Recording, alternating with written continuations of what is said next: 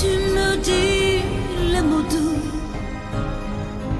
dont mon cœur a besoin.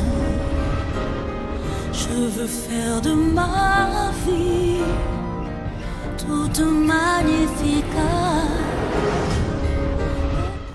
Bonjour chers amis de Que Savoir, que le Seigneur vous bénisse. Aujourd'hui, nous allons traiter du culte familial. Le culte familial, c'est ce culte-là qui concerne les membres d'une même famille. Des chrétiens qui sont dans une même maison, le père de famille, la mère de famille, les enfants et tous les acteurs de la maison se réunissent autour de la parole de Dieu. Ça peut être le matin comme le soir. Ça peut être une ou deux ou trois ou tous les jours de la semaine. Oui, le culte familial est très important pour pouvoir transmettre des valeurs spirituelles à sa maison parce que nous sommes des enfants de Dieu. Et notre église, ce n'est pas forcément le bâtiment alors où les chrétiens se réunissent quelque part. L'église, c'est d'abord la maison. C'est la première cellule familiale. La parole de Dieu a dit, soyez des témoins à Jérusalem, dans la Judée, en Samarie, jusqu'aux extrémités de la terre. Et il faut être témoin dans Jérusalem. Et notre Jérusalem, c'est d'abord notre maison. Donc un chrétien qui ne vit pas la vie chrétienne dans sa maison est un mauvais chrétien.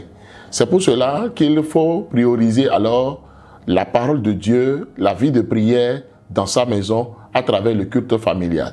Le culte familial, ce n'est pas aussi alors cette réunion de prière où on profite de l'occasion pour critiquer, pour fustiger, pour crier, pour sermonner. Non, c'est un instant d'adoration. C'est un instant de prière. C'est un instant où on se relâche. C'est un instant de joie. Parce que Dieu est descendu alors vers les humains. Et c'est très important de mettre l'emphase sur cela. Le culte familial, c'est aussi un instant de questions-réponses pour s'écouter. Alors chaque membre de la famille, que ce soit le père de famille, la mère de famille, que ce soit les enfants, alors exerce ce ministère. On arrive alors à donner la parole à chacun pour exhorter, pour diriger la prière, pour diriger les temps de louange et d'adoration, pour diriger alors les requêtes données par chacun et tous. Le culte familial, c'est aussi des instants où on partage alors sa vision. On écoute les enfants, on parle de la vie en communauté, de comment la vie s'émeut dans la maison. On écoute les uns et les autres pour savoir est-ce que tout marche bien, qu'est-ce qu'on doit corriger, qu'est-ce qu'on doit perfectionner dans la maison, dans la vie en communauté. C'est très important.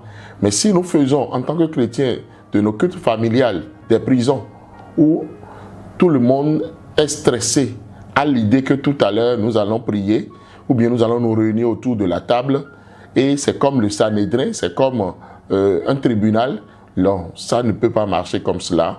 Notre Dieu est un Dieu de joie et il nous a dit dans sa parole, soyez toujours en joie.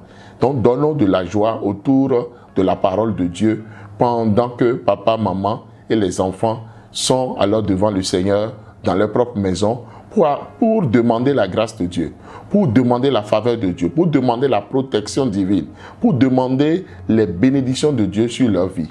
C'est très important. Donc, autour de cette table-là, non seulement les valeurs spirituelles sont transmises, mais aussi les valeurs morales.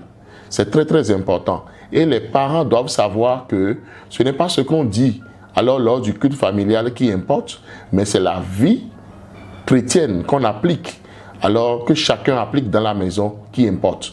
Parce que les enfants apprennent plus par observation que par instruction.